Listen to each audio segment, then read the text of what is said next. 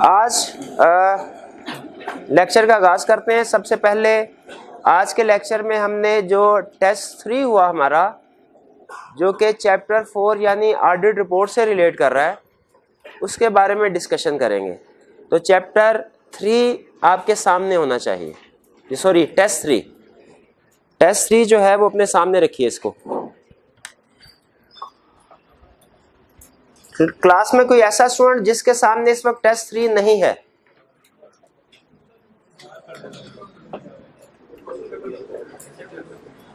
जी चलिए, टेस्ट 3 आपको मिल रहा है अभी, जिन स्टूडेंट के पास नहीं। क्वेश्चन नंबर 1 देखिए, केस स्टडी है। हमने कोशिश की कि ये पूरे का पूरा टेस्ट जो है इसमें केस स्टडी बेस्ड क्वेश्चन ही सेट किए जाएं।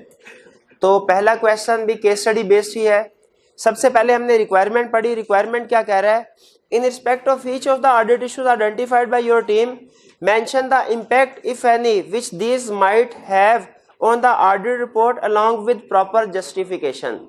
बताइए कि इन इश्यूज का हमारे ऑडिट पे क्या इम्पैक्ट होगा और फिर प्रॉपर जस्टिफिकेशन भी दीजिए। जस्टिफिकेशन से उसकी मुराद क्या है? वो जो हम लिखते हैं स्टेप 1 और स्टेप 2 कि बताइए मिस स्टेटमेंट है या नहीं है, और मिस स्टेटमेंट स्कोप लिमिटेशन या अदर मॉडिफिकेशन कौन सा इशू है। और फिर अगर मिस स्टेटमेंट स्कोप लिमिटेशन है, फर्दर हमने बताना है कि उसका इम्पैक्ट क्या है, इममटेरियल, मटेरियल या परवेसिव। और फिर उसके बाद ओपिनियन की तरफ आएंगे। याद रखिए, case study point of view से अगर केस स्टडी में इम्पैक्ट ऑन ओपिनियन पूछे या इम्पैक्ट ऑन रिपोर्ट पूछे, दोनों का मतलब एक ही है। इम्पैक्ट ऑन ओपिनियन पूछे या इम्पैक्ट ऑन रिपोर्ट पूछे, दोनों का मतलब टेक्निकली दोनों में फर्क है। रिपोर्ट वो हमारा पूरा पेज, ओपिनियन उसका एक सेक्शन पैराग्राफ। लेकिन case study point of view से जब उसकी रिक्वायरमेंट होगी कि इम्पैक्ट ऑन ओपिनियन बताओ या इम्पैक्ट ऑन रिपोर्ट बताओ, या समटाइम कहता है type of opinion, type of report बताओ, तो इसका मतलब एक ही होगा। यानी इन सारी सिचुएशंस में हमने उसे बताना होगा कि ओवरऑल हमारी रिपोर्ट पे क्या इम्पैक्ट आता है। ओवरऑल हमारी रिपोर्ट पे क्या इम्पैक्ट आता है। रिपोर्ट में कोई भी सेक्शन इफेक्ट हो रहा होगा, चाहे ओपिनियन वाला सेक्शन है चाहे कोई और, हमने उसे सॉल्यूशन में मेंशन करना है। ये बात समझ आ गई? चलिए, रिक्वायरमेंट को समझ लिया। अब हमने क्वेश्चन की तरफ आते हैं। कहते हैं, you are the audit manager responsible for the audit of Hub Mills Limited HML at the planning stage materiality level was determined at ₹8 million. Underline कीजिए 8 मिलियन को। अच्छा, उसने मटीरियलिटी लेवल मुझे बता दिया। क्या क्वेश्चन में आगे अगर कहीं वो प्रॉफिट की फिगर दे या टोटल एसेट्स, टोटल रेवेन्यू की फिगर दे, मुझे उससे मटीरियलिटी लेवल कैलकुलेट करना चाहिए कि अब जरूरत नहीं है? अब जरूरत नहीं है। कुछ स्टूडेंट अभी भी कैलकुलेट करने बैठ जाते हैं कि पता नहीं उसने सही मटीरियलिटी लेवल दिया कि नहीं दिया। तो याद रखें, जब उसने हमें मटीरियलिटी लेवल दे दिया तो जो भी लेवल दे दिया हमने उसी को यूज करके उसके मुताबिक अपना क्वेश्चन सॉल्व करना है, खुद से उसको कैलकुलेट नहीं करना। Audit team has completed the audit fieldwork for the year ended 30th June 2018 and has presented the following issues identified during the audit for your reviews। जी, इश्यूज उसने हमें बता दिए, 3 इश्यूज हैं। अब बताइए, क्लाइंट एक ही है, क्या मैं तीनों इश्यूज को इकट्ठा करके उसका एक ही दफा इम्पैक्ट बता दूं या हर इशू को अलग-अलग एड्रेस करना है? हर इशू को अलग-अलग एड्रेस करना है। तो सबसे पहले वाला, goods worth ₹3 million were returned by a customer on 5th July 2018 due to poor quality। goods returned due to poor quality। कहता है चीजें वापस कर दी पुअर क्वालिटी की वजह से। कब वापस की? 5 जुलाई को, यानी ईयर एंड के बाद। ठीक है, डेट्स जब कभी हमें क्वेश्चन में देता है, याद रखे वो सब्सिक्वेंट इवेंट की तरफ हमें लेके जाना चाह रहा है। Since the goods were returned subsequent to year end, no adjustment has been recorded by the management। वो कहता है चूंकि चीजें ईयर एंड के बाद रिटर्न हुई थी, इसलिए कोई भी एडजस्टमेंट मैनेजमेंट ने रिकॉर्ड नहीं की। तो बताइए ठीक किया क्या? नहीं, बिल्कुल ठीक नहीं किया, गलत किया। क्योंकि डिफेक्टिव गुड्स ईयर एंड के बाद अगर डिफेक्टिव गुड्स रिटर्न होती है, वो हमारा एडजस्टिंग इवेंट होता है। तो ये एडजस्टिंग इवेंट है, मैनेजमेंट ने इसे रिकॉर्ड नहीं किया, तो ये क्या हो गई? Miss statement. अगला स्टेप हमने क्या देखना है? इफेक्ट कंपेयर कीजिए 3 मिलियन को 8 मिलियन के साथ। इममटेरियल, तो हम क्या लिखेंगे? Effect, auditor shall express unmodified opinion इसके साथ आगे लिख दीजिए एडिशनल आइटम। एडिशनल आपको सेंटेंस लिखवा रहा हूं। Auditor shall express unmodified opinion, इसके आगे क्या लिखना है, यानी जब कभी इमटेरियल मिसस्टेटमेंट हो, जब कभी इमटेरियल मिसस्टेटमेंट हो तो हम लिखें auditor shall express unmodified opinion. इसके आगे मजीद क्या लिखना है, provided misstatement is immaterial on aggregated basis as well as on qualitative basis. आपको पता है मिस स्टेटमेंट को हम एग्रीगेट बेसिस पे भी देखते हैं, मटेरियल है, इंडिविजुअल बेसिस पे तो देखते ही हैं, एग्रीगेट बेसिस पे भी देखते हैं और क्वालिटेटिवली भी देखते हैं। मटेरियलिटी की डेफिनेशन याद है, उसमें एग्रीगेट का वर्ड यूज हुआ था, उसमें वो depends on size as well as nature का वर्ड यूज हुआ था। तो साइज से क्या मुराद है, क्वांटिटेटिव, और नेचर से क्या मुराद है, क्वालिटेटिव। तो मुझे बताइए क्या हमें मिस स्टेटमेंट को सिर्फ इंडिविजुअली देखना चाहिए? नहीं नहीं, हमें एग्रीगेट और क्वालिटेटिव बेसिस पे भी देखना चाहिए। तो इसीलिए जब कभी इमटेरियल मिस स्टेटमेंट आए आप अनमोडिफाइड ओपिनियन ही रिकमेंड करेंगे। आगे लाइन क्या लिख देंगे, auditor shall express unmodified opinion provided misstatement is immaterial on aggregate basis as well as qualitative basis. भाई ये बात समझ आई? पहला क्लियर, टिक लगाएं, आगे चलते हैं सेकंड पे। HML is facing liquidity issues which has resulted in adverse key financial ratios। ये liquidity issues को अंडरलाइन कीजिए और adverse key financial ratios इसको अंडरलाइन कीजिए। ये दो अहम वर्ड है जो हमें किसी कंसेप्ट की तरफ लेके जाना चाह रहे हैं। Next, to address the issue HML has sold one of its offices to a company managed by a director of HML। ठीक है जी, यहां पे थोड़ी देर के लिए लेक्चर को स्टॉप कर दीजिए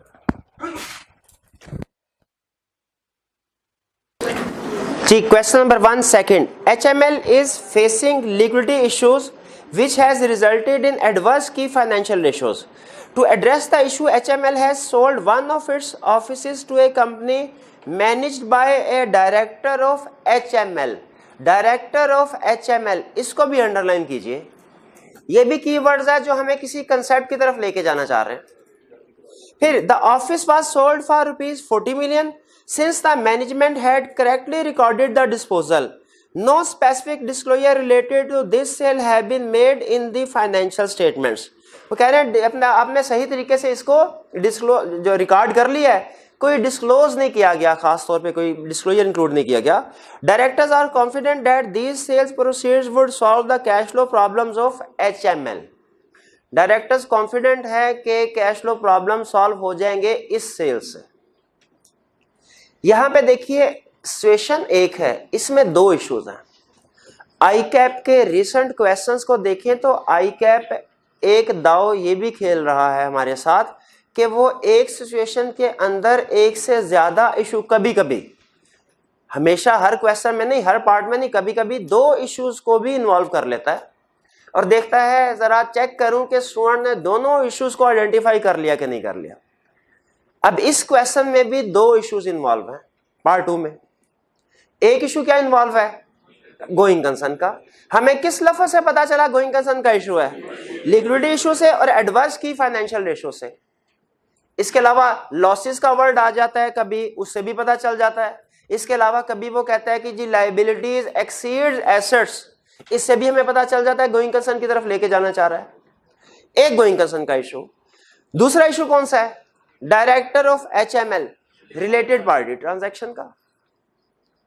ठीक है, अब मुझे ये बताइए, हमें बेहतर रिप्रेजेंटेशन को सामने रखते हुए दोनों इश्यूज को अलग अलग हाईलाइट करके हेडिंग दे के एड्रेस करना चाहिए, अपना कोर्स ऑफ एक्शन बताना चाहिए, इकट्ठा करके अलग अलग? मेरे ख्याल में बेहतर यही है। तो हम सबसे पहले गोइंग कंसर्न वाला इशू जो है वो इसको एड्रेस करते हैं। सबसे पहले हेडिंग देंगे गोइंग कंसर्न इशू की।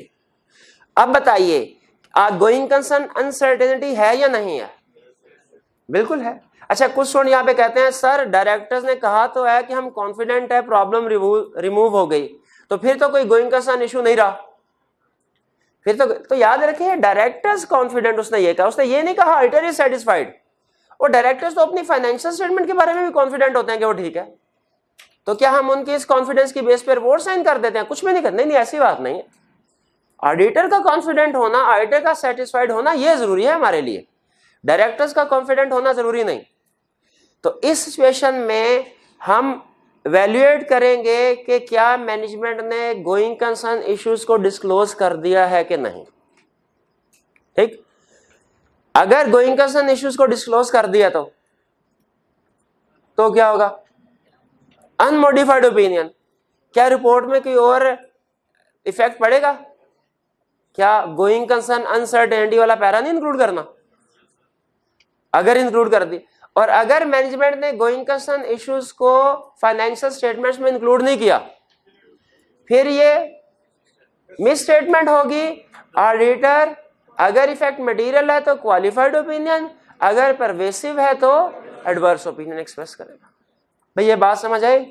फिर से सुन लीजिए, क्वेश्चन में हमें वो ये बता रहा है कि गोइंग कंसर्न इश्यूज है, ठीक है, और हमने अब आंसर में उसे ये बताना है कि अगर तो गोइंग कंसर्न इश्यूज को डिस्क्लोज नहीं किया गया तो ये मिस स्टेटमेंट है। ऑडिटर क्वालिफाइड ओपिनियन एक्सप्रेस करेगा अगर इफेक्ट मटेरियल हो, और एडवर्स ओपिनियन एक्सप्रेस करेगा अगर इफेक्ट परवेसिव हो। और अगर इन इश्यूज को मैनेजमेंट ने फाइनेंशियल स्टेटमेंट में डिस्क्लोज कर दिया है, भाई फिर तो कोई मिस स्टेटमेंट नहीं है। कोई मिस स्टेटमेंट नहीं है तो ऑडिटर अनमोडिफाइड ओपिनियन देगा। लेकिन जब कभी गोइंग कंसर्न इश्यूज होते हैं, बताइए हम यूजर्स की तवज्जो दिलाते हैं कि नहीं गोइंग कंसर्न इश्यूज की तरफ? कैसे दिलाते हैं भला?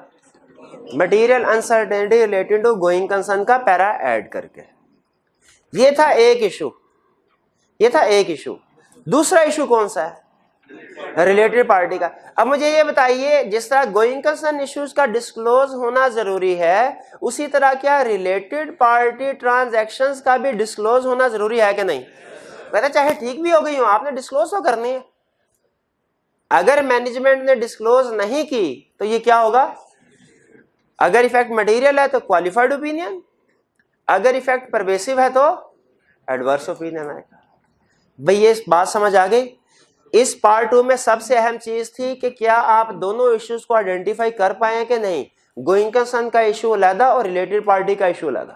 दो इश्यूज थे, एक नहीं था, तो हमने दोनों को वन बाय वन एड्रेस किया तरतीब के साथ। इसमें इसका सोल्यूशन जब आप देखेंगे तो इसके सोल्यूशन में जो सेकंड सोल्यूशन है क्वेश्चन नंबर 1 पार्ट 2, इसमें लिक्विडिटी इश्यूज की हेडिंग के नीचे इम्प्लीकेशन ऑन रिपोर्ट पहुंच गए। इसका सेकंड पॉइंट जो है इसको डिलीट कर दीजिए, कट कर दीजिए। और सुन लीजिए, ये मैं कट क्यों करवा रहा हूं? मैं इस वजह से कट नहीं करवा रहा कि ये गलत है, इस है सही, लेकिन इस वजह से कट करवा रहा हूं कि ये कंसेप्ट अभी हमने नहीं पढ़ा, तो आप इसको पढ़ के कंफ्यूज हो सकते हैं कि ये कौन सी चीज है। भाई बात समझ आती है? आगे थर्ड की तरफ चलें। Third, a customer who owed rupees 11 million at year end was declared bankrupt on 15th August 2018. 15 अगस्त को bankrupt हो गया। The management had already provided 50% of the balance in the financial statements. कहता है 50% की प्रोविजन ऑलरेडी कर दी थी। अब एक चीज ध्यान में रखिएगा, कुछ स्टूडेंट जो है फर्क करते हैं कि प्रोविजन रिकॉर्ड करना राइट ऑफ करने में फर्क है। याद रखें, ये डिफरेंस सिर्फ बुक कीपिंग का है, काउंटिंग का फर्क नहीं है। आप प्रोविजन रिकॉर्ड करें या राइट ऑफ करें, दोनों सूरतों में एक्सपेंस भी सेम रिकॉर्ड होगा और बैलेंस शीट में एसेट की कैरिंग अमाउंट भी सेम आएगी। अकाउंटिंग सेम है, बुक कीपिंग का फर्क है, इसलिए कोई फर्क नहीं। चाहे आप राइट ऑफ करने वाली बात कर दें, जब कभी वो क्वेश्चन में कहे कि जी डेटर जो है वो बैंकरप्ट हो गया, डिफॉल्ट कर गया, चाहे प्रोविजन की बात कर दें, एक ही बात है। तो यहां पे अब मैं प्रोविजन का वर्ड ज्यादा प्रेफर करता हूं, मतलब पर्सनली मुझे ज्यादा पसंद। यहां पे अब प्रोविजन मुझे बताइए 50% की ऑलरेडी हो चुकी है, अब हमने मजीद कितनी करनी है? स्टूडेंट कहने लगे पूरी अमाउंट की 11 में, वो भूल गए कि 50% तो ऑलरेडी हो चुकी है, तो कितनी अमाउंट की प्रोविजन करनी है? 50% कितनी बनेगी? 5.5। अब अगेन वही बात, 5.5 मिस स्टेटमेंट है, इफेक्ट इमटेरियल है। हम अब जिससे पूछूंगा वो बताएगा। ये मेरे भाई, इनको हिलाएं, पहुंचे होंगे। जी मेरे भाई, आप ये बताइए कि मिस स्टेटमेंट है, इफेक्ट इमटेरियल है, ओपिनियन में लाइन क्या लिखेंगे? ये वही बात, खुदा का खौफ करें यार, अभी थोड़ी देर पहले समझाया है, auditor shall express unmodified opinion, कोई नहीं बोलेगा। हाँ, provided that misstatement is immaterial on aggregate basis as well as qualitative basis। ठीक है, तो इसको भी लिखा कर, आधा डालना। क्वेश्चन नंबर 1 क्लियर है? इसमें कोई प्रॉब्लम हो तो पूछ लीजिए 1 बाय 1। 1 मिनट है जी मेरे भाई, इधर पहले कोई स्टूडेंट थे, हाथ उठाया था जिन्होंने जी। देखिए, गोइंग कंसर्न अगर डिस्क्लोज नहीं किया, इसका इफेक्ट मटेरियल भी हो सकता है, परवेसिव भी हो सकता है, दोनों हो सकते हैं। ये डिपेंड करता है कि कितने इश्यूज थे, ये ऑडिटर की जजमेंट में डिपेंड करता है। ठीक है, इसलिए to be on safe side, आपको पता है हम जजमेंट एग्जाम में बैठ के जजमेंट नहीं लगाते, बल्कि फैक्ट्स की बेस पे डिसीजन करते हैं, या हमने कुछ रूल्स बनाए होते हैं।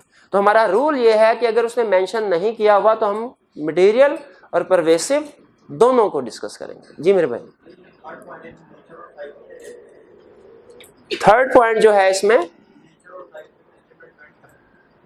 नेचर एंड साइज पे नहीं, तो हमने डिस्कस साइज डिस्कस तो कर लिया। साइज का मतलब होता है अमाउंट्स, तो वो हमने डिस्कस स्पेसिफिकली डिस्कस कर लिया, 5.5 इमटेरियल है। और नेचर का मतलब होता है क्वालिटेटिवली, तो वो हमने सोल्यूशन में बता दिया है कि भाई क्वालिटेटिव भी देख लेना। क्वालिटेटिवली तुमने हमें कोई हिंट नहीं दिया, इसलिए वो हम नहीं बता सकते, तुम खुद इसको देख लो। ठीक है, तो हमने दोनों का जिक्र कर दिया। क्वेश्चन नंबर 1 ओके जी।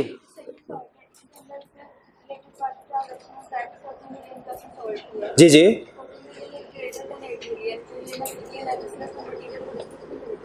नहीं, वो डिस्क्लोजर की बात है। जो सेकंड पॉइंट सेकंड में मिस स्टेटमेंट है, वो डिस्क्लोजर की वजह से।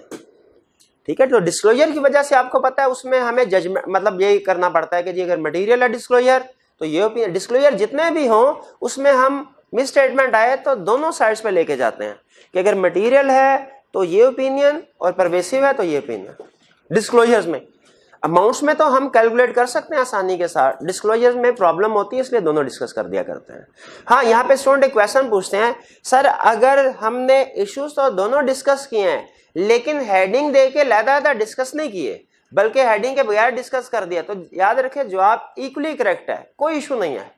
लेकिन बेहतर होता, प्रेजेंटेशन बेहतर होती अगर आप उसको हेडिंग, क्योंकि देखिए आई भी कभी कभी करता है ना, रिक्वायरमेंट में एक सेंटेंस के अंदर 2 या 3 चीजें जो है वो मेंशन कर देता है।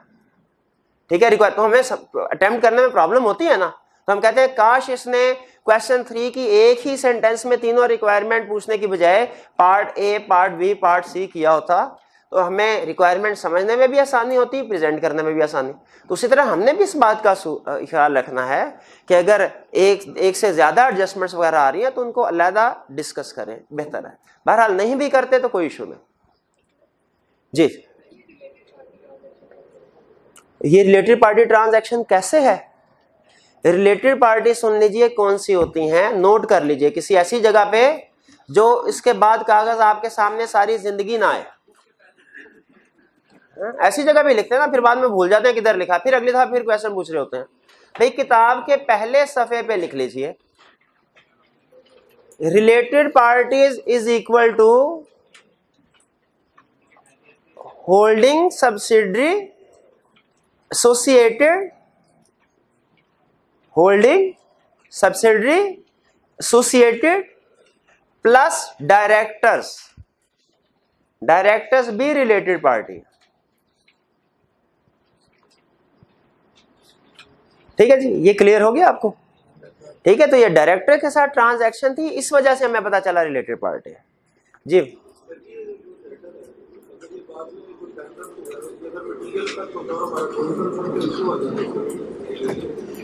गोइंग कंसर्न का जब इशू आएगा वो क्लियरली हमें कोई ना कोई इंफॉर्मेशन ऐसी देता है कि भाई ये मसला ऐसा है कि अगर ये सॉल्व ना हुआ तो आप बैंकरप्ट हो जाएंगे। आगे क्वेश्चन आएगा, उसको डिस्कस करते हैं। Question number 2, when auditing the financial statement for Bullseye, you notice that the company has changed its counting policy of measuring inventory from FIFO to weighted average method. Required, what are the matters that you as an auditor would consider when auditing the financial statement of Bullseye? वो कह रहा है बताइए आप कौन से matter को consider करेंगे जब आप इस कंपनी का ऑडिट कर रहे होंगे। अब देखिए कंपनी की अकाउंटिंग पॉलिसी चेंज हुई है, यही गलती है। अगर वो हमसे कहता ना इम्पैक्ट ऑन, भाई पहले मैं बता दूं, अगर वो हमसे कहता इम्पैक्ट ऑन रिपोर्ट बताएं, फिर की ऑडिट मैटर की बात करते हैं, सिर्फ कह रहे आप कौन से मैटर कंसीडर करेंगे। भाई उससे पहले क्या हमें ये नहीं देखना चाहिए क्या ये चेंज आईएफआरएस के मुताबिक भी हुआ कि नहीं हुआ, क्या उसने जो काउंटिंग ट्रीटमेंट डिस्क्लोजर आईएफआरएस के मुताबिक दिए कि नहीं दिए।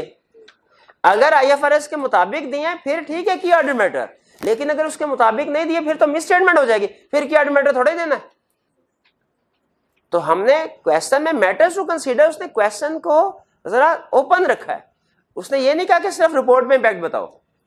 तो रिपोर्ट से पहले भी अगर हमने कुछ चीजें कंसीडर करनी है हम उनके बारे में भी जिक्र करेंगे।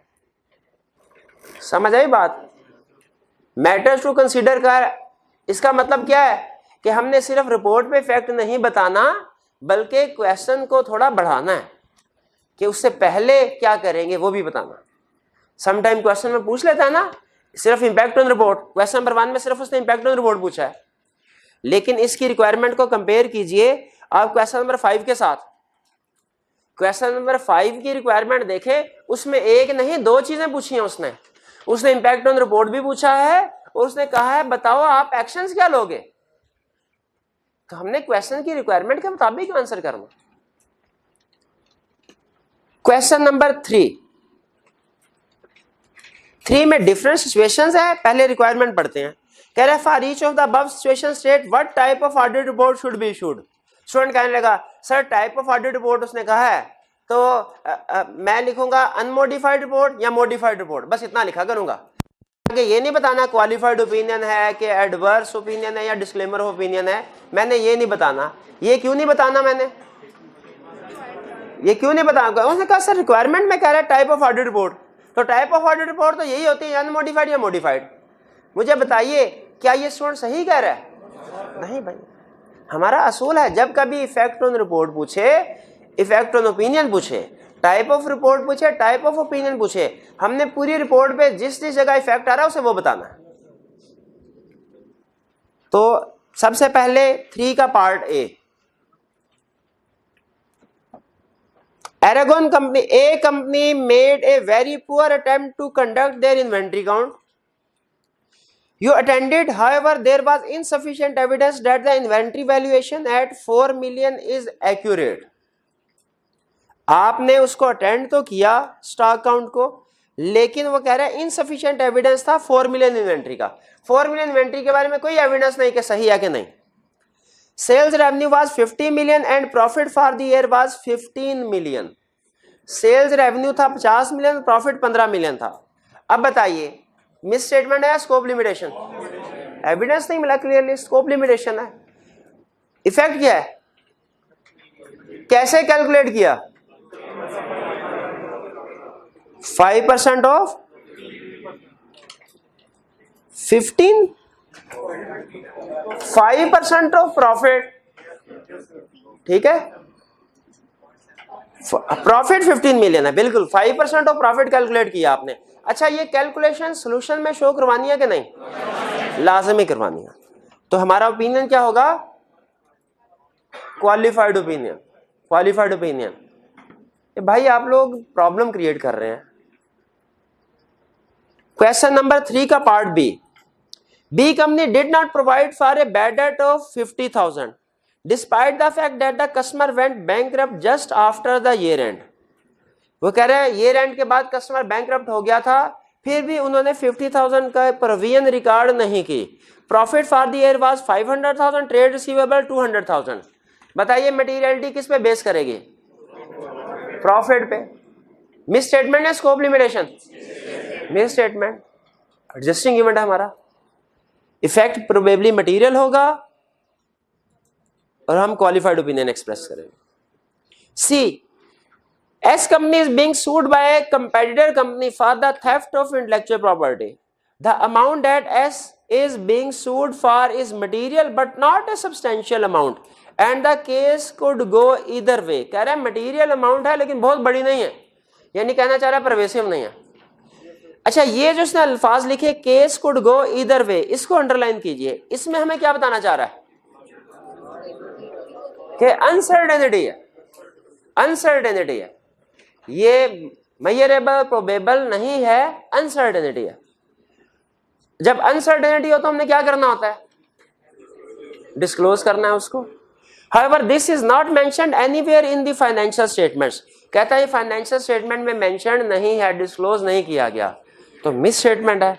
क्या उसने मेंशन किया, फैक्ट क्या है, मटेरियल, तो कौन सा ओपिनियन देंगे, क्वालिफाइड। नेक्स्ट पार्ट डी कह रहे H company is a cash retailer, there is no system to confirm the accuracy of cash sales. तो ये क्या हो गया, no system to confirm accuracy of cash sales. आप कैश सेल्स को confirm नहीं कर सकते। देखिए वीकनेस इंटरनल कंट्रोल तो हो सकता हो, लेकिन क्या ये स्कोप लिमिटेशन भी नहीं है भाई। आप कैश सेल्स को कंफर्म ही नहीं कर सकते। कैश क्या कह रहा है, कैश सेल्स को कंफर्म नहीं कर सकते, कोई एविडेंस नहीं है, तो ये स्कोप लिमिटेशन ना हुई। भैया हुई कि नहीं हुई, जरा बताओ। स्कोप लिमिटेशन, इफेक्ट क्या लिखेंगे, मटेरियल है तो क्वालिफाइड, परवेसिव है तो डिस्क्लेमर ऑफ ओपिनियन। कुछ कहने लगे नहीं सर उसका सारा बिजनेस ही कैश का है, तो इसका डायरेक्ट परवेसिव इफेक्ट डिस्कस कर देना चाहिए, वो भी कर सकते हैं, वो भी गलत नहीं है। लेकिन अहम चीज इसमें यह है कि क्या सिर्फ डिस्क्लेमर ऑफ ओपिनियन की बात करेंगे या कुछ और भी करेंगे, और क्या करेंगे मेरा, प्रॉपर बुक्स ऑफ अकाउंट्स। और ये भाई मुझे बताएंगे, ये सेकंड लास्ट स्टूडेंट जो बैठे हैं, क्या हर स्कोप लिमिटेशन के केस में कहेंगे proper books of accounts have not been kept? किस स्कोप लिमिटेशन के केस में हम कहते हैं proper books of accounts have not been kept? किस स्कोप लिमिटेशन के केस में कहते हैं भाई? बताया हुआ था, डेली घर जाके पढ़ते नहीं है तो कोई फायदा नहीं है पढ़ने का, फीस दे के भी पैसे जाया किए आपने। जी मेरे भाई आप बताइए, रेड शर्ट में जो बैठे हैं, किस वाली स्कोप लिमिटेशन में हम प्रॉपर बुक्स ऑफ अकाउंट्स वाली बात भी करते हैं? जिसमें रिक्वायर्ड बाय लॉ, साइंसदान। जी मेरे भाई आप बताइए।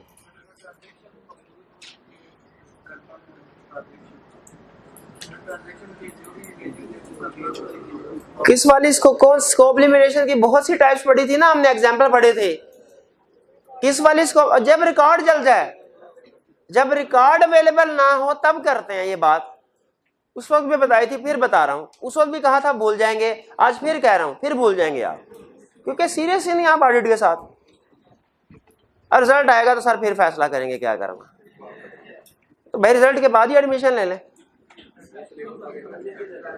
चले आगे चलते हैं। E C company has neglected to include a statement of profit और loss in its financial statements. कह रहे हैं हमने प्रॉफिट लॉस स्टेटमेंट इंक्लूड नहीं करने, तो अब बताइए क्या है, ये मिस स्टेटमेंट है, ठीक है। अच्छा अब देखें प्रॉफिट लॉस में बहुत से एरियाज होते हैं, तो यहां पे डायरेक्ट हम इसको परवेसिव की तरफ लेके जाएंगे, इफेक्ट परवेसिव है, एडवर्स ओपिनियन। एक स्टूडेंट कहने लगा सर ये स्कोप लिमिटेशन तो नहीं है, तो बताइए कहीं स्कोप लिमिटेशन तो नहीं। मुझे बताइए अगर डेप्रिसिएशन रिकॉर्ड ही नहीं की, एक सिचुएशन ये, दूसरी डेप्रिसिएशन रिकॉर्ड की लेकिन ऑडिटर को रिकॉर्ड नहीं दिया, इसको पहले वाली में से सब्सिडरी है उसकी कंसोलिडेशन की ही नहीं, ये क्या है। अच्छा कंसोलिडेशन की लेकिन सब्सिडरी की फाइनेंशियल स्टेटमेंट ऑडिटर को नहीं दी, स्कोप लिमिटेशन। तो दोनों में फर्क है। अगर वो कहता ना कि इनकम स्टेटमेंट बना ली है आपने इन्होंने, लेकिन ऑडिटर को एविडेंस नहीं दिया उसको वेरीफाई करने के लिए, फिर स्कोप लिमिटेशन होती। लेकिन इनकम स्टेटमेंट को इंक्लूड किया ही नहीं है, तो ये मिस स्टेटमेंट है। F P company is undergoing a major court case that would bankrupt the company if lost. Bankrupt the company if lost. इसको अंडरलाइन करें। ये हमें बता रहा है कि ये कोई छोटा मोटा केस नहीं, ये बहुत बड़ा केस है और हमें किसी एक स्पेसिफिक साइड की तरफ लेके जा रहा है।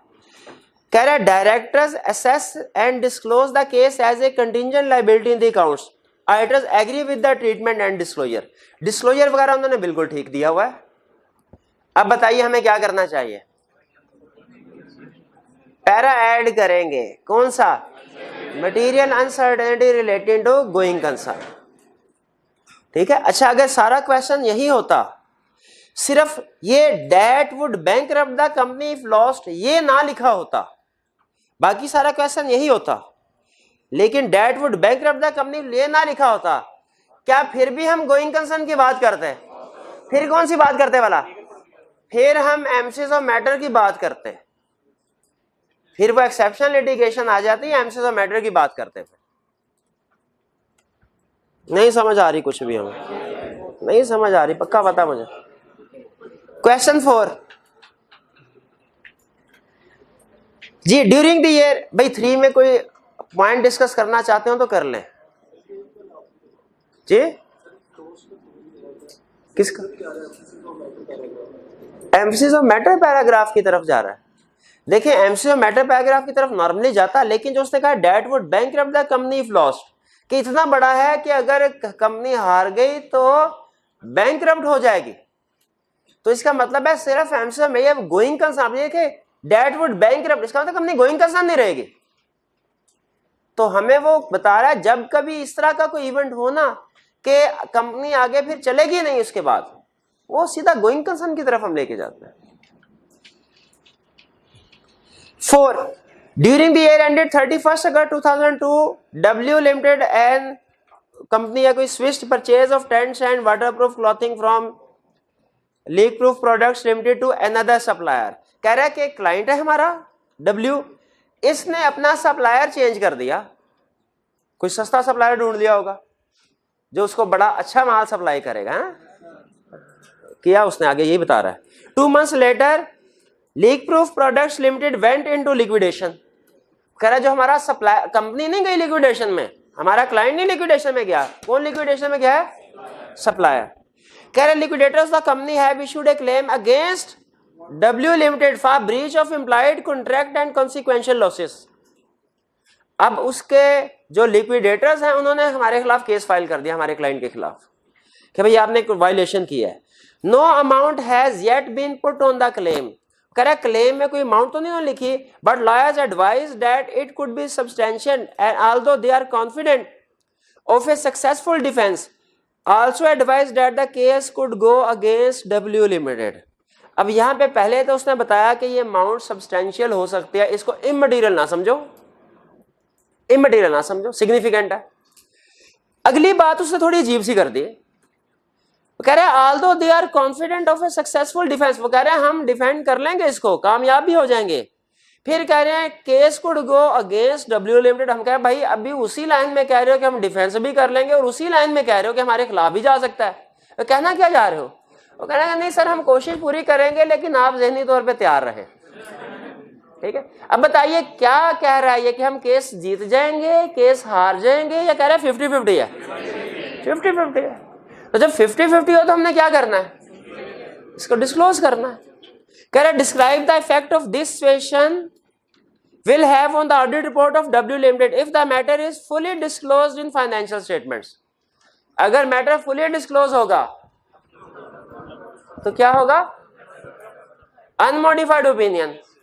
लेकिन emphasis of matter, emphasis of matter यहां के गोइंग कंसर्न अनसर्टेनिटी, क्योंकि यहां ये बात नहीं करा कि कंपनी केस हारी तो बंदी हो जाएगी, यहां पे एम्फेसिस ऑफ मैटर की बात करेंगे। फिर उसके बाद not disclosed in financial statement, अगर फाइनेंशियल में डिस्क्लोज, इफेक्ट मटेरियल है तो परवेसिव है तो adverse. The draft accounts of Kingfisher pharmaceutical limited for the year ended, ये क्वेश्चन नंबर 5 पे, September 30, 2010 show a profit before tax of ₹150 million and total assets of ₹450 million। Requirement पढ़ते हैं, आपको पता है केस स्टडी में सबसे पहले हम रिक्वायरमेंट को अंडरस्टैंड करते हैं।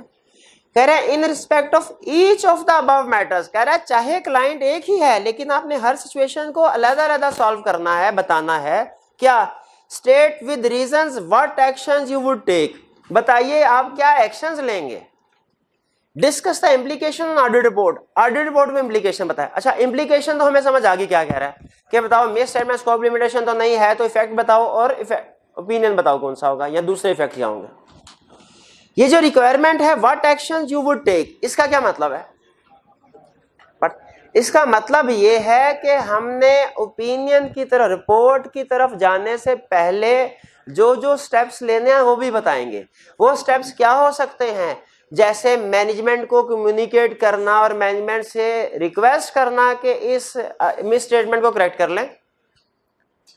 अगर मैनेजमेंट मिस स्टेटमेंट को करेक्ट नहीं करती तो दोष शाफी गवर्नेंस को कम्युनिकेट करना कि करेक्ट कर ले, वरना हम अपनी रिपोर्ट मॉडिफाई कर देंगे।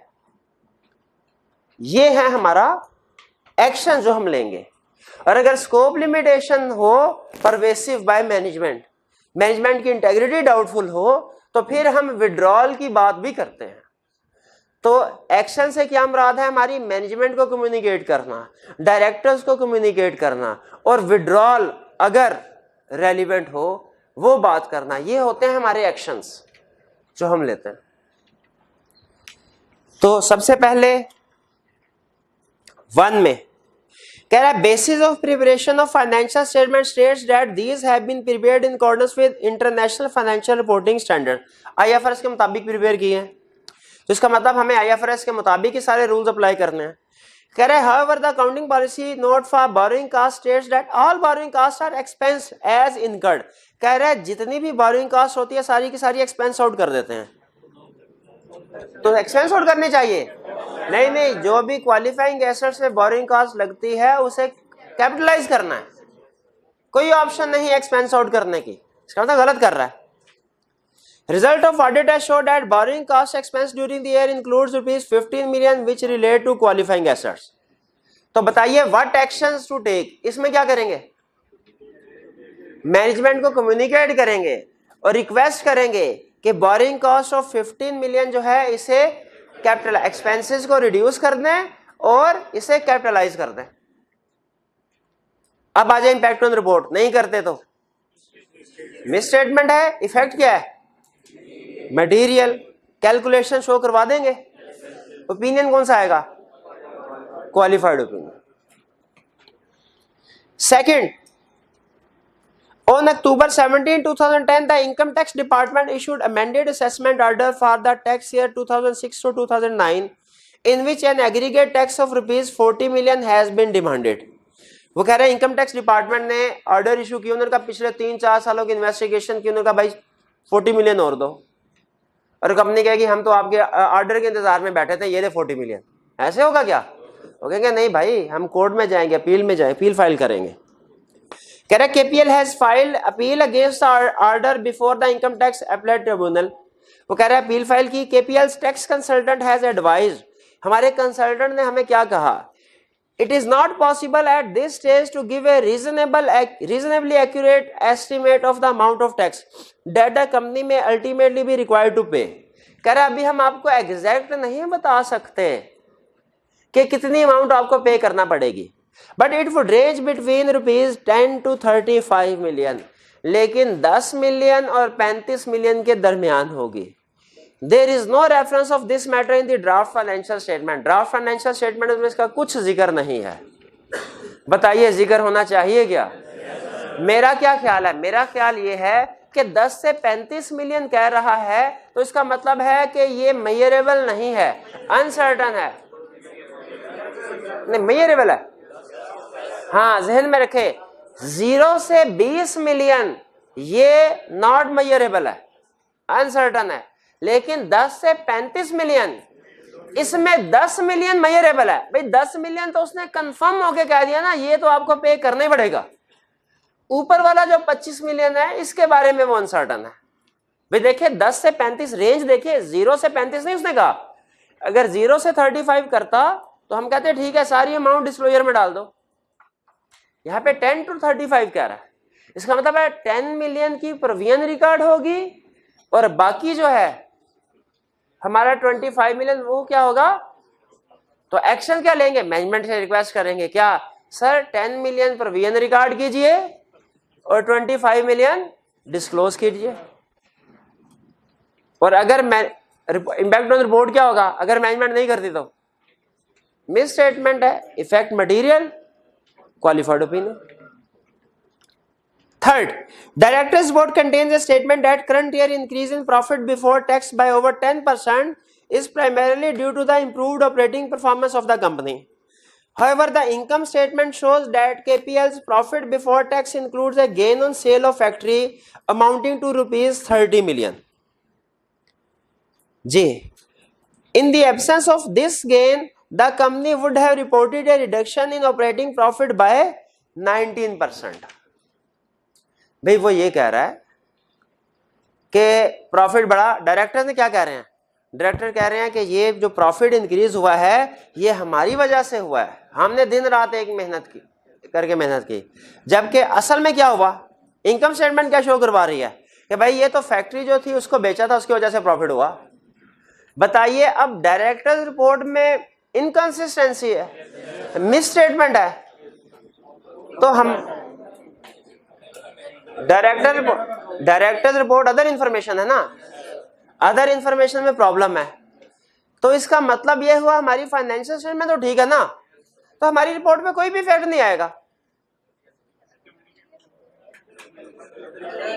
याद रखें ये हमारी फाइनेंशियल स्टेटमेंट्स ठीक हैं, ओपिनियन अनमोडिफाइड होगा, लेकिन हमारी रिपोर्ट पे इफेक्ट आएगा क्या, अदर इंफॉर्मेशन का जो सेक्शन है उसमें मेंशन करेंगे।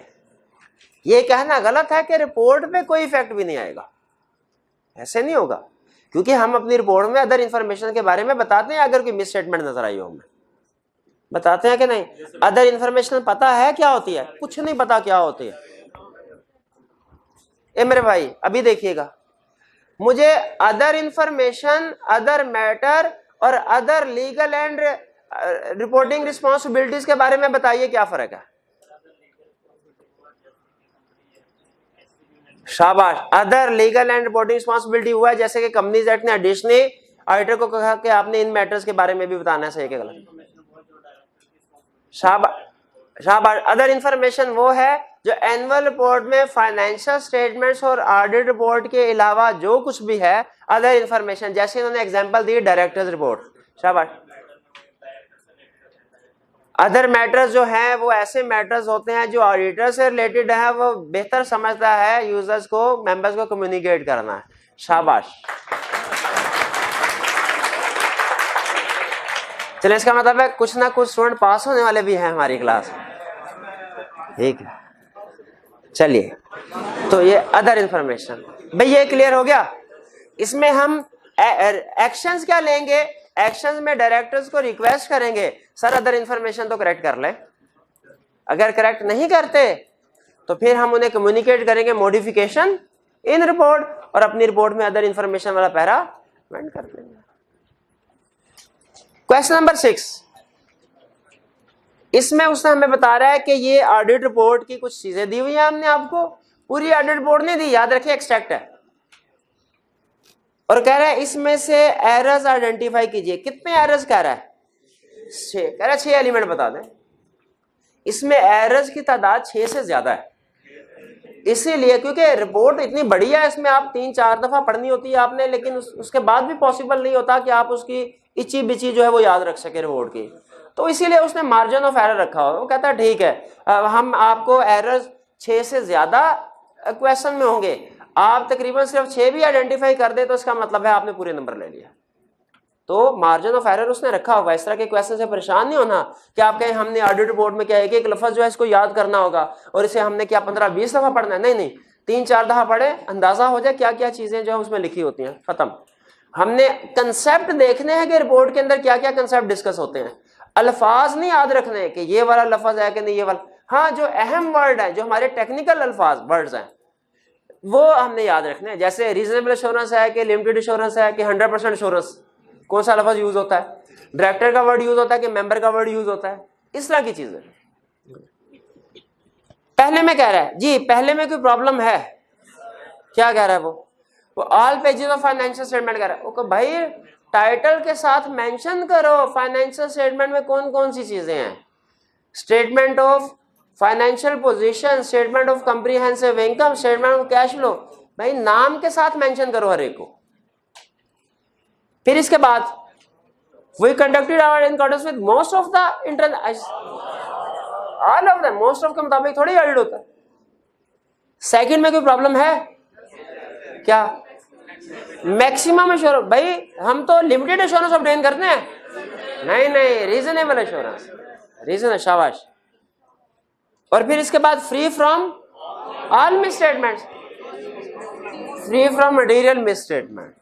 अच्छा अगर लिखा होता free from all material misstatements तो वो भी गलती ना होती, वो भी गलती ना नहीं, वो भी चलता है, उसको हम मटेरियल ही कंसीडर करते हैं, ऑल मटेरियल। तो ऑल मिसस्टेटमेंट गलत है, मटेरियल मिसस्टेटमेंट होना चाहिए था। थर्ड में क्या कह रहा है? We have responsibility to prevent and detect fraud and error. भाई आरटीआई की रिस्पांसिबिलिटी फ्रॉड को प्रिवेंट डिटेक्ट करना है कि रीजनेबल एश्योरेंस ऑब्टेन करना है? रीजनेबल एश्योरेंस ऑब्टेन करना। फिर इसके बाद to prepare the financial statement. अच्छा अगर हमारी रिस्पांसिबिलिटी फाइनेंशियल स्टेटमेंट प्रिपेयर करने की है तो फिर लाजमी बात है मैनेजमेंट की रिस्पांसिबिलिटी ओपिनियन देने की होगी। तो भाई ये गलत है, हम फाइनेंशियल स्टेटमेंट प्रिपेयर नहीं करते। फॉर एन ऑडिट जी, फोर्थ में कोई प्रॉब्लम? वो कह रहा है procedure depend on availability and experience of audit team है। क्या ऑडिट टीम अवेलेबल है तो प्रोसीजर परफॉर्म कर लेंगे, वरना नहीं करेंगे। भाई प्रोसीजर रिस्क असेसमेंट पे बेस कर रहे होते हैं, availability and experience of team पे बेस नहीं करते। और कोई प्रॉब्लम?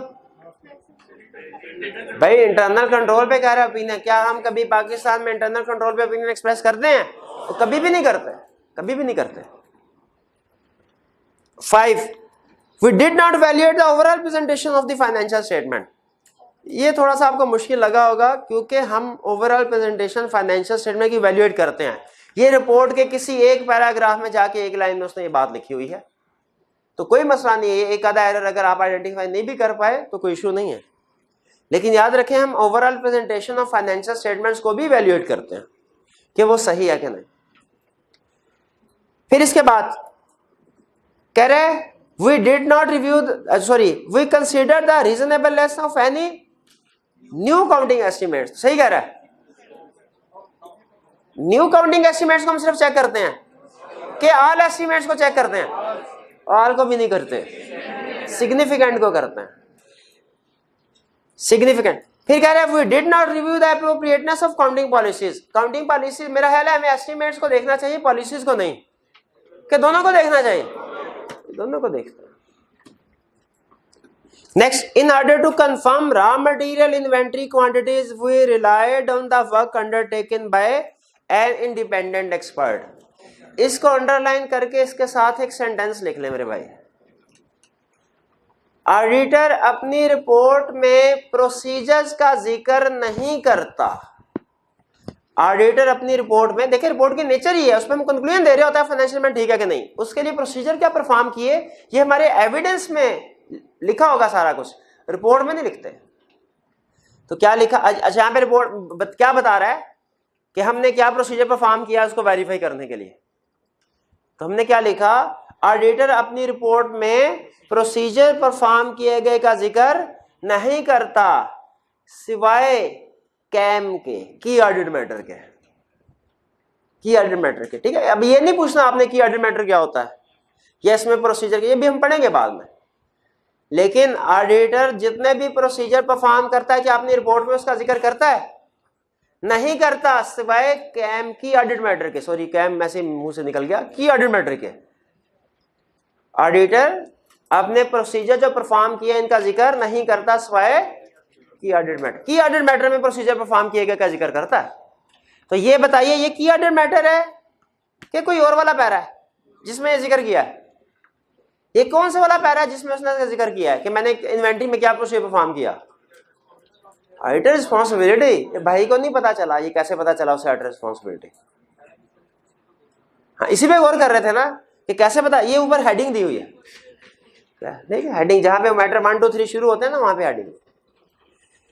जी ये था हमारा टेस्ट के डिस्कशन। उम्मीद है कि आपको थोड़ा बहुत ही समझ आया होगा, लेकिन कुछ ना कुछ समझ जरूर आया होगा कंसेप्ट। ठीक है। चलिए, ये अगर आपने टेस्ट दिया होता ना तो एक दफा टेस्ट में बैठ के इसको पढ़ा भी होता ना और कुछ भी ना किया होता तो कुछ ना कुछ कंसेप्ट आपके बने होते, इस वक्त डिस्कशन करना समझना आसान होता। चलो अच्छा, प्रीवियस जी इसको क्लोज कर दीजिए, इसको क्लोज कर दें। प्रीवियस लेक्चर चैप्टर 5 हमने कंप्लीट किया, उसमें कोई क्वेश्चन पूछना चाहते हो तो पूछ लीजिए। कोई क्वेश्चन है? चलिए अब मेरे भाई अटेंटिव हो जाइए, अगले 10 मिनट का लेक्चर बहुत ही अहम है, अटेंटिव हो जाइए। और आपस में जो ये आप टेस्ट डिस्कशन के दौरान में बातें करते हैं ना स्टूडेंट, ये अब आपने बातें नहीं करनी लेक्चर के दौरान में। आप समझते हैं जो टेस्ट होता है इसकी डिस्कशन होती है, टेस्ट तैयार करना, टेस्ट अटेम्प्ट करना दुनिया का फजूल तरीन काम है, इसका कोई फायदा ही नहीं है।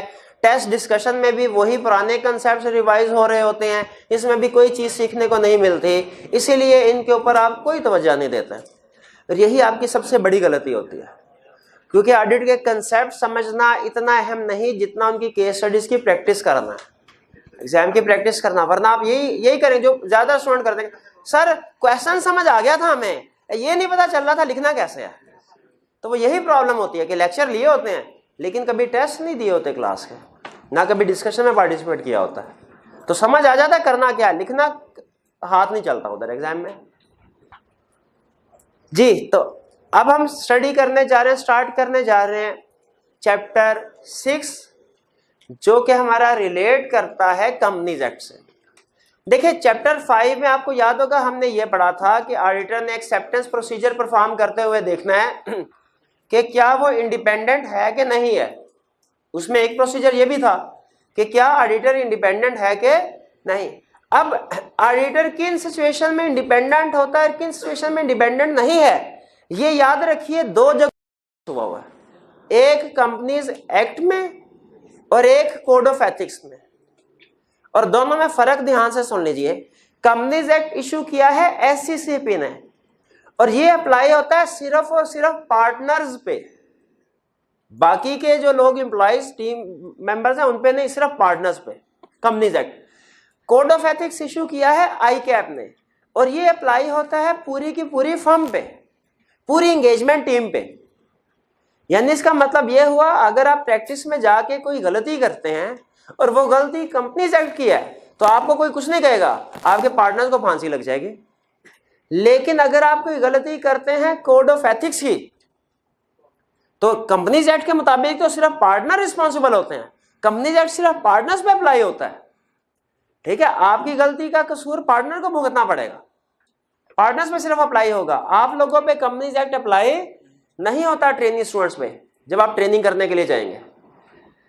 लेकिन कोड ऑफ एथिक्स पूरी की पूरी टीम पे अप्लाई होता है। अगर आपने कोड ऑफ एथिक्स की कोई वायलेशन की तो इसका मतलब ये होगा कि आपको भी उसकी सजा भुगतना होगी और आपके पार्टनर को भी।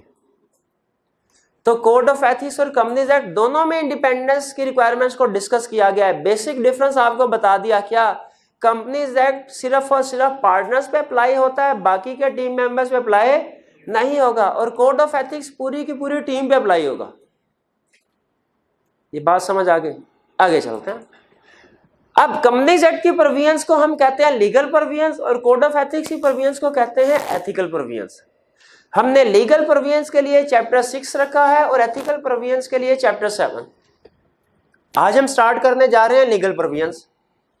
और आप कहेंगे सर ये तो हमने बिजनेस लॉ कैफ 3 में पढ़ लिया हुआ है, उसमें चैप्टर 27 था, वो एंड पे जो आधा जो पोर्शन था उसका वो यही ऑडिटर के बारे में बातें कर रहा था, तो ये तो फिर हमें लेक्चर लेने की जरूरत नहीं है, तो हम 2 दिन छुट्टी करेंगे।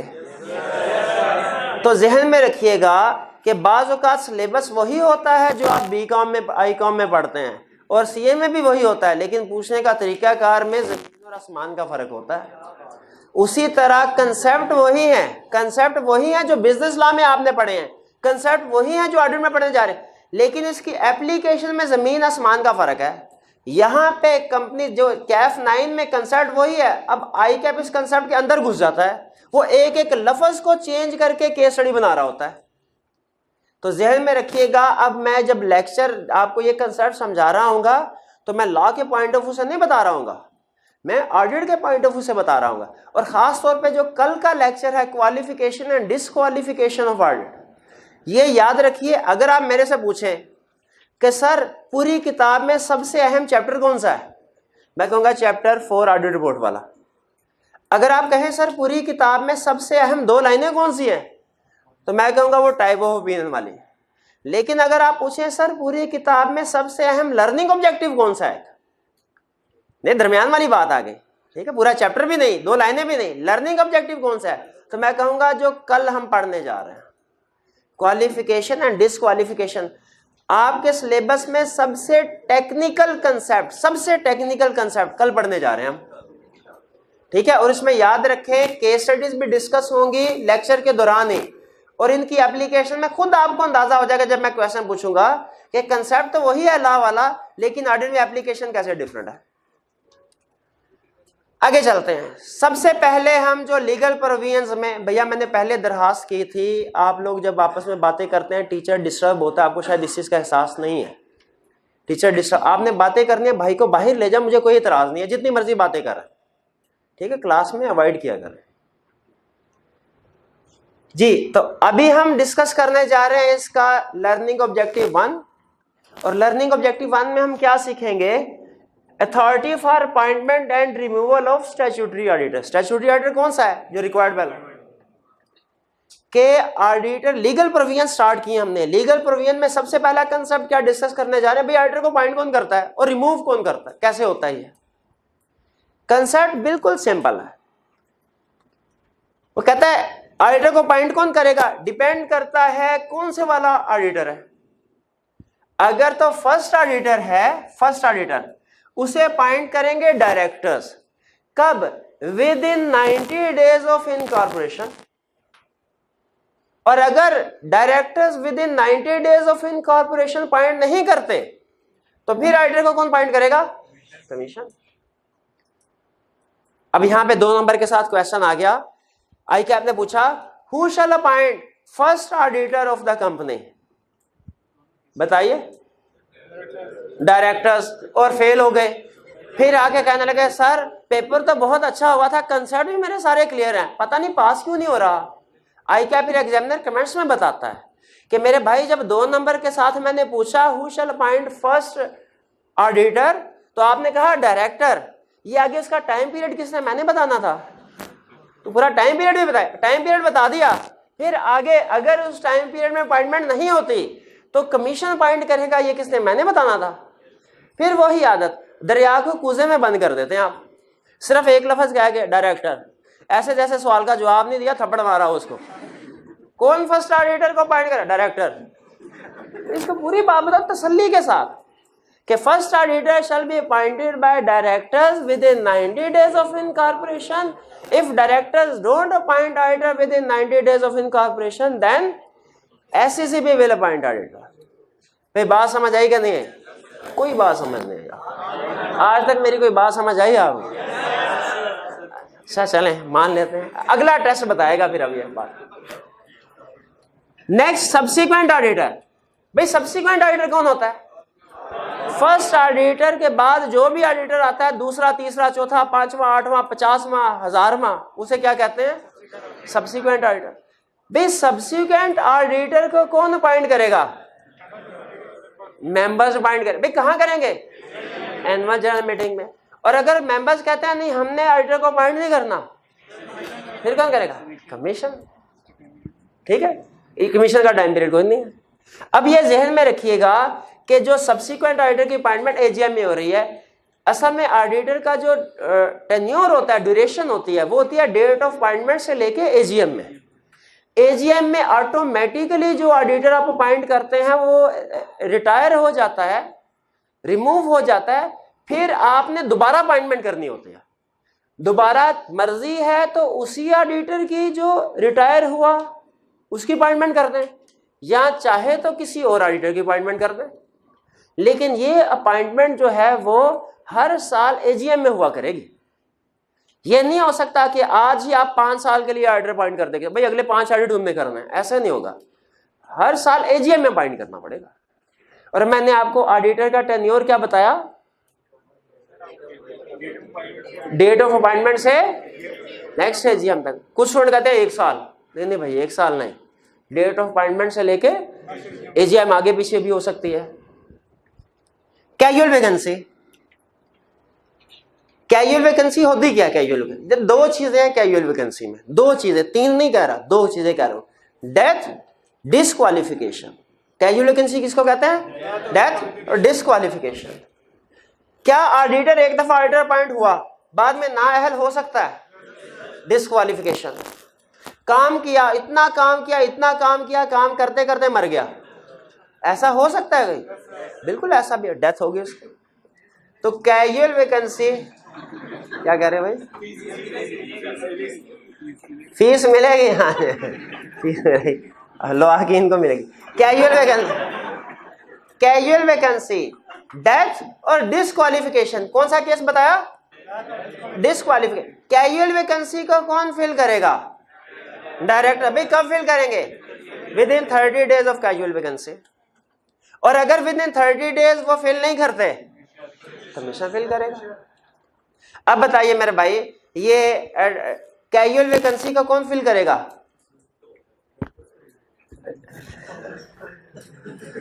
फिर वही फेल हो, डायरेक्टर्स करेंगे विद इन 30 डेज, इतना बता दिया फिर चुप कर गए। हाँ, अगर ना करें, अगली पूरी बात करें ना, तो फिर कमीशन करेगा। अगली बात, अगर डिस्क्वालिफाइड पर्सन को अपॉइंट किया जाता है, अगर डिस्क्वालिफाइड पर्सन को अपॉइंट किया जाता है तो वो अपॉइंटमेंट होती है वॉइड। ठीक है, उस सूरत में भी कमीशन अपॉइंट करेगा। भाई यहां तक समझ आ गई आपको? अब सुनिए, एग्जाम में इस क्वेश्चन को आईकैप टेस्ट कैसे करता है। समटाइम वो टेस्ट करता है इसे ऑडिटर वाइज। ऑडिटर वाइज से क्या मुराद है? वो कहेगा बताओ फर्स्ट ऑडिटर कौन अपॉइंट करेगा, कैजुअल वैकेंसी कौन फिल करेगा, सब्सिक्वेंट ऑडिटर कौन अपॉइंट करेगा। और सम टाइम पूछता है अथॉरिटी वाइज। अथॉरिटी वाइज का मतलब क्या है? कि वो कहेगा बताओ किन केसेस में कमीशन अपॉइंट करेगा ऑडिटर को, बताओ किन केसेस में डायरेक्टर अपॉइंट करेगा ऑडिटर को। तो बताइए किन केसेस में डायरेक्टर अपॉइंट करेगा। अब ये देखिएगा फेल होने वाला जवाब देने लगे। फर्स्ट ऑडिटर जो है, हाँ ये बात करनी है, सिर्फ फर्स्ट ऑडिटर नहीं करना, ये बताना है। अगर पूछे डायरेक्टर कब अपॉइंट करेंगे, हम कहेंगे first auditor within 90 days. अगर कहे कमीशन कब अपॉइंट करेगा, तो फिर कहेंगे first auditor if not appointed by directors within 90 days. सिर्फ डायरेक्टर या कमीशन नहीं, उसे बताना है भाई तुम्हारी अथॉरिटी कब एक्सरसाइज हो रही है। क्वेश्चन में उसने कहा इनकॉर्पोरेशन हुई, उसके 120 दिन के बाद डायरेक्टर को ख्याल आया ओहो फर्स्ट ऑडिटर तो अपॉइंट ही नहीं किया, उन्होंने अपॉइंट कर दिया, तो क्या सही किया? उन्होंने कहा भाई वो 90 डे तुम्हारा पीरियड गुजर गया, अब कमीशन अपॉइंटमेंट करने हैं। तो इसीलिए जब कभी आपने अथॉरिटी का जिक्र करना है, टाइम को मेंशन लाजमी करें, मार्क्स नहीं मिलेंगे वरना। जी आगे चलते हैं। अच्छा ये तो हो गया अपॉइंटमेंट। क्या ऑडिटर की रिमूवल भी होती है?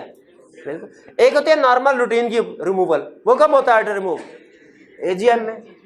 एजीएम में चाहे तो उसी को दोबारा अपॉइंट कर ले, चाहे तो। एक थोड़ा स्पेशल केस है, क्या? Mid term removal. Mid term removal क्या है? अभी एजीएम हुई नहीं, उससे पहले चलते हुए ऑडिट के दौरान में ऑडिटर को रिमूव कर देना। कैसे किया जा सकता है? तो बिल्कुल किया जा सकता है। इसके लिए क्या करना पड़ेगा? स्पेशल। लेकिन याद रखें, अब स्पेशल रेजोल्यूशन पास करके, ये किसने पास करनी होती है स्पेशल रेजोल्यूशन? मेंबर्स ने। लेकिन जब इसको रिमूव करके अगला ऑडिटर अपॉइंट करना है इसकी जगह, तो वो मेंबर नहीं करेंगे, वो डायरेक्टर्स करेंगे। लेकिन कमीशन की अप्रूवल के बाद, कमीशन की अप्रूवल के बाद। कमीशन क्यों अप्रूवल जरूरी हुई?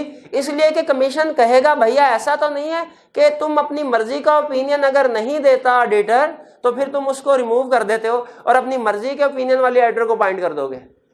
इसको कहते हैं ओपिनियन शॉपिंग। कहीं तुम ओपिनियन शॉपिंग के लिए तो ऑडिटर को रिमूव करके अपनी मर्जी का ऑडिटर नहीं ला रहे।